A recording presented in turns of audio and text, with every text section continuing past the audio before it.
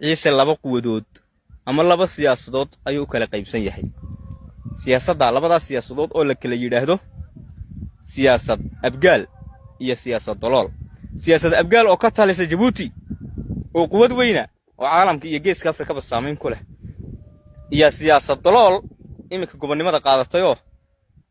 aad u taftaf badinayso meel walba duqaynayso oo wax walba rabta inay shaarkeeda ku socodsiiso oo ka aasaasan Ethiopia lugna la galaysa gobolka Selil kolka siyaasadda daloolka Ethiopia ka jirta ayaa qalad kale inay maanta wax socon waayaan oo Soomaalida horteeda ku ceebowno siyaasad daloolka ayaa sababteeda leh sababtoo ah xukuumadda dalka Djibouti waa xukuumad anagu aan leenahay waa xukuumad ciise in iyada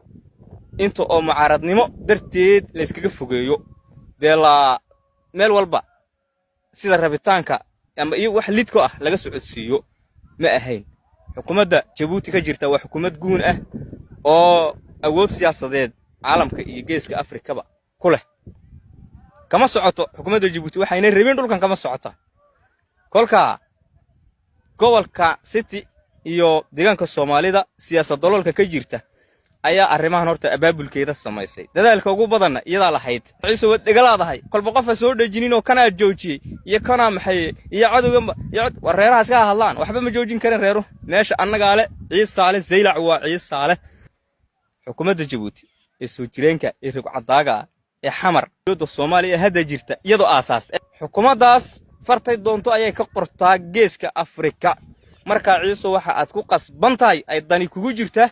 in aad horta cududaadan weyn oo Ilaahay ku siiyay ee Djibouti taala inaad cuskatid oo meel walba oo galaysidba iyada aad ku dhaqaaqdid taas aad u baahantahay isma haysataan siyaasadda daloolka ee ka jirta Ethiopia ayaa imika firfircoon oo waayuhu cusub yahay iyada rabta in dhaqankii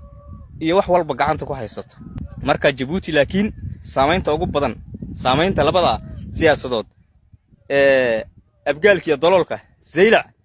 teeba ku saameyn badan siyaasad abgaalka ayaa ku saameyn badan dugsiyada Zeylac ciyaalka dhigta macallimiinta u dhiga Djibouti waa masaarifta siiso daad galo hadii ay dabaylay qaado hadii uu abaare ay ka dhacdo gurmadka ugu horeeya Djibouti waxay ka helayaan siyaasad daloolka Djibouti baa kaaga dhow dhulka Soomaaliland iyada waa inaad u daba joogsatid madaxweynaha jamhuuriyadda Djibouti mudane Ismaaciil Cumar Geelle waxaan ugu baaqayaa rug cadaaga beesha ciise xaq siyaasadeed iyo xaq kale oo waayo aragnimo bulshada maanta waa adiga marka arrimahan mideeyo hal meel haloo wada jeesto